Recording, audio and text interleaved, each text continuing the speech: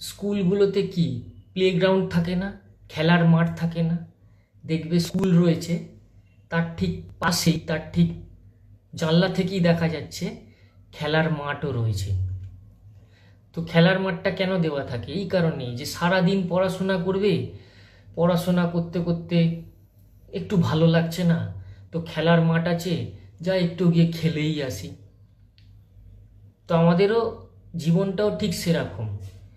আর কৃষ্ণ হলো ওই স্কুলের এক একটা রুম, এক একটা ঘর। আর খেলার মাঠটা হচ্ছে এই আমাদের কামনা বাসনাময় পৃথিবী। তো এই খেলার মাঠে তোমার একটা যখন নির্দিষ্ট সময় হয়, তুমি খেলতে চলে যাও, বা তোমার পড়তে ইচ্ছা করলো না, তুমি খেলার মাঠে গিয়ে একটু খেলে খেলাধুলা করে নিলে, খেলাধুলা করে আবার কি করলে, একটা ঘন্টা পড়লো, স্কুলের মধ্যে ঢুকে পড়লে, আবার পড়ালেখা স্টার্ট হয়ে গেল।